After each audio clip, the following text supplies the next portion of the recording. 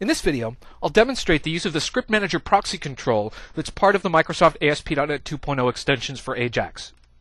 Now, the ScriptManagerProxy is used to solve a particular category of problem, and that is that in this modern day of web applications development, particularly with ASP.NET, often we want to use included content or content that's contained within other content. And in the case of ASP.NET, that's most often done with master pages. So the idea behind a master page is I can define some common look and feel, include a common CSS file, maybe add common functionality like an authentication mechanism, so user login, some breadcrumbs, maybe a menuing system, and then I can derive all the other pages in my website from that one master page, and I have all of that universal code contained in one convenient place.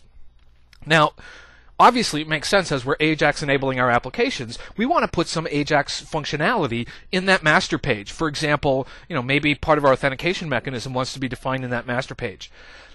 So the problem lies in that every Microsoft AJAX enabled ASP.NET page has to have an instance of the script manager control on it, but only one instance. So if we're going to need to use some AJAX functionality in our master page, then the script manager is going to need to be defined there, not in the subsequent page, the page that derives from that master page. And that means that if we look at this sample here, every time we want to access something like a web service or some external JavaScript, we need to add it to the scripts or the services section in our script manager. But if we're going to use this master page derivative mechanism that's part of ASP.NET 2.0, then we don't want to have to define a service reference for every web service that any page in our website is going to use. Right? So the problem is this script manager declaration has to be in our master page so that we can use MS AJAX in our master page. But this simple service is only going to be called from one page. We don't want the overhead of having to define every service reference and every script reference that any page in our website is going to use here in the script manager declaration, which would live in our master page. So the solution to this is the ScriptManagerProxy. So here I've got an existing ASP.NET application.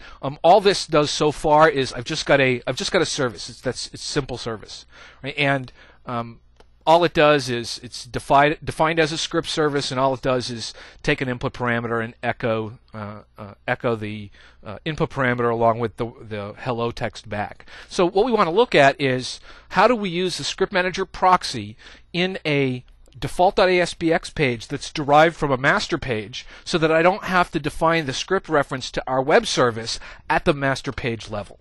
So let's add a master page.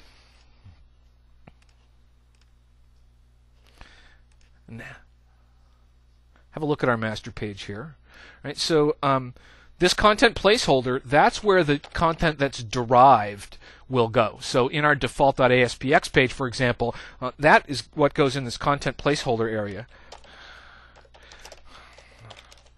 So just to shell out an example of using a master page, and I'm obviously not going to worry about the aesthetics of this, but so here's our header area and here's our footer area, and maybe in our header area here up in the top we want to have a username and password, a universal login. So in order to do that, we need to have a script manager on our page. So let's add a script manager to the page. Go down to the MS AJAX Extensions tool tab and grab a script manager, drop it on the page. Right. So now I can do AJAX style programming here in my master page, but I want to derive from this and call the simple service without having to include it as a service reference here in my script manager definition. So let's go ahead and add another page. And this is just going to be a default.aspx page, but I'm going to select the master page, and then I'm going to select the master page that I just created there. So you see, if we go into design mode, here's our footer area, here's our header area, and we want to in this content page, this is where we're going to do our page-specific development. So let's just grab a couple of things. I'm going to go down. I'm going to do some HTML work here, so I can AJAX enable some of this content. So I'm going to grab a HTML text box, not an ASP.NET text control, just a standard text box, and then an input button, and then we'll put another text box on the page here. And I want to be able to specify that this page is going to call that simple service, but I don't, again, want to define it in the script manager. So I can go down to my toolbox, to my AJAX extensions toolbox tab, and grab this control, size this out a little bit, ScriptManagerProxy. Drop that on my page. Now remember, this is the content area, so this is the default.aspx area that we're working with, and the grayed out area is a visual representation of the master page. And here in the ScriptManagerProxy, I can say I want to define a services section. Right, so I can say services, service reference, path equal,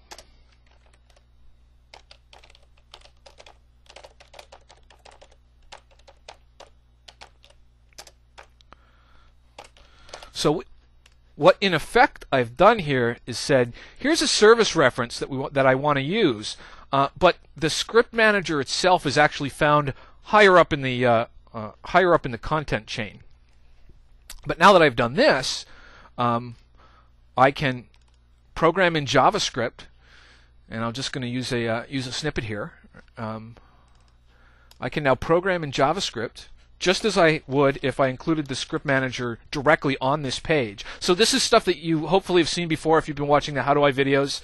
So all we've said here is we've got this button control, and I double-clicked on it in Visual Studio, and what that did was wire up an on-click event for button1_click, which is what I define here in the snippet. And this is content that I used in the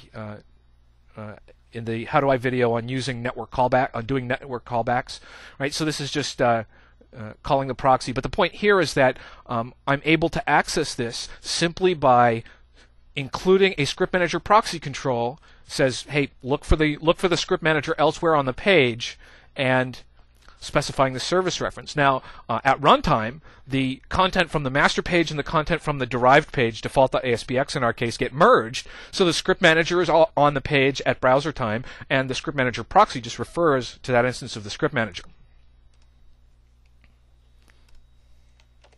So you can see here, what this code does is just pop up an alert box, but let's use the second text box that we placed on the page and put the return value in there. So we'll say document dot get element by ID should be text2, and then here we'll just say the inner text, let's set that equal to whatever we got back from the service call. Now we can go ahead and run this.